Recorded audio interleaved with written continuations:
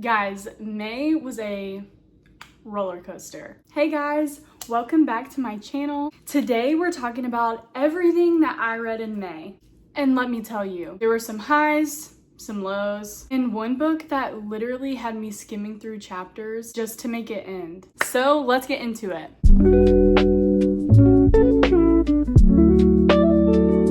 Before I get right into talking about the books, I have a little story time. Now, I realize that my May wrap up is a couple days late, so you might be wondering why. Right before recording my video, I decided to work on a little sewing project. You guys all know that I love to sew. Well, it kind of backfired on me.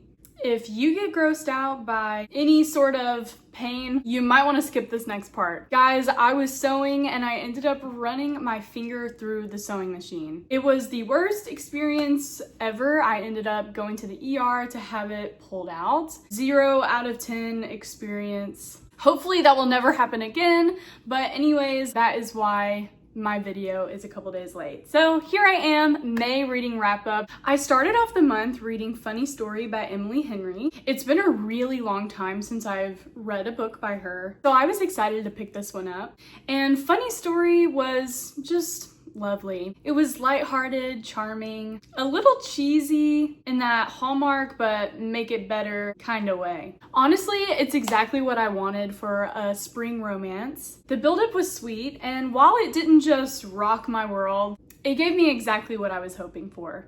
Next up, I read The Tenant by Frida McFadden.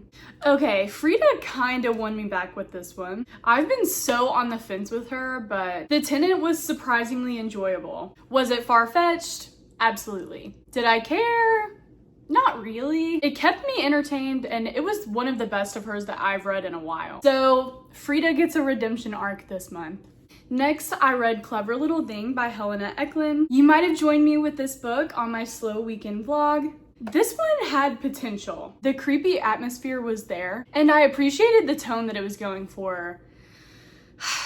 But the characters, they were constantly making decisions that I just did not understand. I just couldn't get behind it. Even for a psychological thriller, when you can kind of give the characters some leeway for stupid decisions, some of these things just didn't make sense. And the ending, not to mention, it was exactly what you thought it would be. So that brought me into Crown of Midnight by Sarah J. Maas. Listen, I am in my Throne of Glass moment. Crown of Midnight was everything. The twists, the world building, the ending that totally caught me off guard. I devoured this. It was easily one of my favorite fantasies that I've read in a long time. Next up, I read Behind Closed Doors by B.A. Paris. Thrillers were just not hitting this month. This one was fine, but also super predictable. And I could not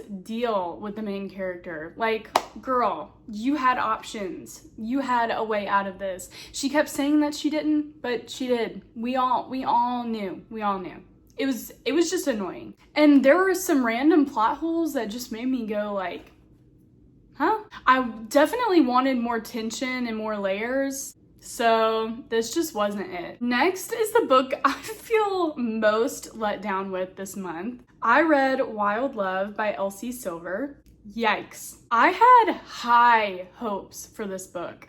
The beginning was so promising and I loved the characters. But then the second half hit and the romantic interest got together and it was just spice. Like, only spice. The plot, abandoned. I ended up skimming whole chapters of this book. Also, not to mention, please tell me if you agree with this, but the whole daughter dynamic in this story felt weird and honestly kind of offensive. It just didn't sit right with me, and I don't see myself picking up anything else by this author. If I should, let me know, but honestly, I highly doubt it. Finally, I read Please Tell Me by Mike Omer. I've never heard of this author. I've never read anything by this author, but I saw that it was on Kindle Unlimited, so I decided to pick it up.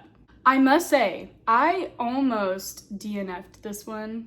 The writing, especially at the beginning of the book, was painfully boring. It took me forever to get through this book. And I'm glad that I stuck around because the ending really surprised me. But weirdly enough, I was strangely invested in the storyline. The twist saved it and bumped my rating up to a 3. So yeah, May was a little bit of a chaotic reading month. There were some absolute wins, high Throne of Glass, and some major letdowns. Let me know if you've read any of these and what your thoughts were, especially Wild Love, because I need to know if I'm the only one that felt like this reading it. Don't forget to like and subscribe and drop your favorite May reads in the comments, or just vent with me if you had a weird reading month too. See y'all in the next one.